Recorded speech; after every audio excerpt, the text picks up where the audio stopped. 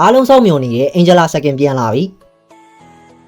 အားလုံးပဲမင်္ဂလာပါ AMD Game Show နေပြန်လဲကြိုဆိုလိုက်ပါတယ် Annual Starlight Second တွေကတစ်နှစ်မှတစ်ခါပဲထွက်တယ်စုစုပေါင်း9ကောင်ပဲရှိတယ်အဲ့တော့တန်ဖိုးကြီး Second တကူလို့ပြောလို့ရရဲ့ Second Design ရောအဖက်တွေကပါ share လာကြတယ်တန်ဖိုးကြီး Second ဆိုပေမဲ့ထွက်ချင်းမဟုတ်ဘဲနဲ့နောက်မှပြန်ကုန်ရင်အကုန်ကြတက်တာရဲ့အဲ့တော့ဒီနေ့ဗီဒီယိုထဲမှာတော့ Angela Starlight Second ပြန်လာမယ့်အကြောင်းပြောပြပါမယ်Starlight Show ရဲ့ဝင်တာနဲ့ Kari, Haya, Got, Kagura, Leslie ဒီကောင်လေး Second တွေကိုမြင်ရမယ်ဖွယ်ဂရိတ်မဲ့9000နဲ့ဝယ်လို့ရတယ်ဒါပေမဲ့ main ကလေးရဲ့အသေးဆို Angela Second ကိုတော့9လပိုင်းမှထည့်ပေးမှာဖြစ်ပါတယ်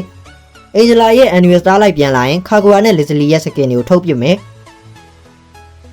ဒါရီမကရီးပါဘူး Angela Annual Starlight ကို9000နဲ့ဝယ်လို့ရမှာမဟုတ်ပါဘူး free လည်းမရပါဘူး Fragment 100နဲ့မဲဖောက်ရပါမယ်တခါလဲရင်100နဲ့အချိန်200ထိဖောက်လို့ရပါတယ်အဲ့တော့အချိန်200ထိဖောက်ရင် Fragment 2000လောက်ကုန်မယ်ကံကောင်းပြီးတော့အချိန်90တွင်ပေါက်မယ်ဆိုရင်တော့9000တော့မကုန်တော့ပါဘူးဂဲပလီယာရီမဟုတ်ဘူးယောက်ျားလေးပါကြိုက်တဲ့ဒီ second ကိုမူတူကဈေးကြီးကြီးနဲ့ပြန်ရောင်းမှာဖြစ်ပါတယ်အဲ့တော့ဒီ second ကိုဝယ်မဲ့သူတွေက fragment တွေစုထားပါလာတိုင်း starlight တွေဝင်မှာအခုဗီဒီယိုကြည့်နေတဲ့ထဲမှာ Angela second ကြိုက်တဲ့လူတွေပါလားပါလို့ရှိရင်မှန်ခဲ့လို့ရပါတယ်ဒီဗီဒီယိုလေးကတော့ဒီလောက်ပါပဲနောက်ဗီဒီယိုလေးတွေမှာပြန်တွေ့ကြပါမယ်ကျွန်တော်တို့တပိုင်မှာ